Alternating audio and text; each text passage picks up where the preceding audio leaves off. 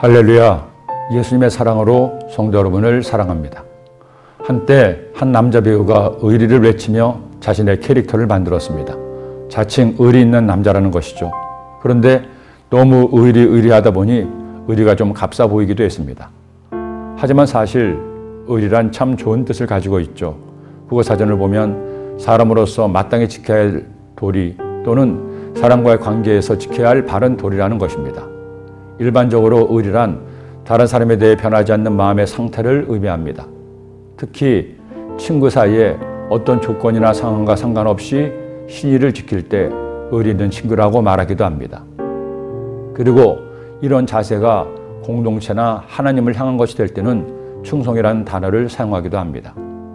바울은 평생 복음을 전하면서 많은 사람을 만났습니다. 특히 서신서의 마지막 장에 보면 그와 함께한 여러 사람을 열거하며 인사를 나누기도 했습니다. 그런데 그의 마지막 서신인 디모데후서의 마지막 장에는 그와 함께 의리를 지킨 사람뿐 아니라 의리를 저버리고 떠난 이들의 이름도 나옵니다. 이 말씀을 기록할 때는 바울이 2차로 로마의 감옥에 투옥될 때였고 바울 자신도 죽음이 가까웠음을 인지하고 있는 상황이었습니다. 그러다 보니 어떤 이들은 바울을 배신하고 의리를 저버린 채 떠난 것입니다. 데마는 이 세상을 사랑하여 나를 버리고 데살로니가로 갔고 어떤 이들은 의리만 저버린 것이 아니라 바울에게 해를 끼치기도 했습니다. 구리세공업자 알렉산더가 내게 해를 많이 폈으며 주께서 그 행한 대로 그에게 갚으시리니 너도 그를 주의하라. 그 우리 말을 심히 대적하였느니라. 내가 처음 변명할 때에 나와 함께한 자가 하나도 없고 다 나를 버렸으나 그들에게 허물을 돌리지 않기를 원하노라. 오직 복음을 위해 평생을 살았던 바울이었습니다. 한때는 그의 편에서 그를 돕고 간이라도 빼줄 것처럼 하던 이들이 의리를 저버리고 배신할 뿐 아니라 이처럼 해를 끼치고 고통을 준 것을 생각하면 아무리 바울이라도 분할 수 있을 겁니다. 그러나 그는 화내지 않습니다. 그들을 미워하지도 않습니다. 그 모든 해함과 악함에서 그를 지켜주시고 영원토록 인도하실 하나님께 이처럼 영광을 돌립니다. 주께서 나를 모든 악한 일에서 건져내시고 또 그의 천국에 들어가도록 구원하시리니 그에게 영광이 세세 무궁토록 있을지어다. 아멘. 살다 보면 여러분에게도 이렇게 의리를 헌신짝처럼 차버린 나쁜 사람이 있을 겁니다.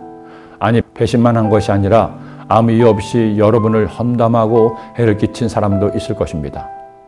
저 역시 목사임에도 많지는 않겠지만 뒤에서 저에 대해 이런 말 저런 말 하는 이들이 있다는 것을 듣기도 합니다. 그러나 저는 구태여 그들 이름을 알려야 하지 않습니다. 아니 어떤 경우에는 누가 그랬다고 알려주기도 합니다. 하지만 한 번도 그 누구에게 찾아가 왜 그런 말을 하느냐고 물어보지 않았습니다. 그렇게 했다고 미워하는 마음도 생기지 않습니다. 내가 누군가를 미워하면 그 미움은 오히려 나에게 독이 되기 때문입니다. 그리고 무슨 말을 한다 한들 그것이 사실이 아니면 결국 사실은 다 드러나기 때문이기도 합니다. 가장 중요한 이유는 그리스도인에게 있어서 원수 갚는 것은 내가 아니라 하나님이시기 때문입니다. 내 사랑하는 자들아, 너희가 친히 원수를 갚지 말고 하나님의 진노하심에 맡기라. 기록되었을 때 원수 갚는 것이 내게 있으니 내가 갚으리라고 주께서 말씀하시니라. 여러분, 사랑하며 삽시다. 용서하며 삽시다. 허물을 들추어 싸우지 말고 주님 우리에게 그렇게 하신 것처럼 허물을 덮어주며 의리 있게 삽시다. 그런 여러분이 되시기를 간절히 기도합니다. 기도드립니다. 사랑의 주님, 오늘도 주의 말씀을 통해서 주님의 뜻을 깨닫게 하시니 감사합니다. 미워하지 말고 사랑하고 싸우지 말고 용서하며 하나님께 내 삶을 맡겨 행복한 삶 사는 우리 모두가 되게 하여 주옵소서. 예수님의 이름으로 기도드립니다. 아멘.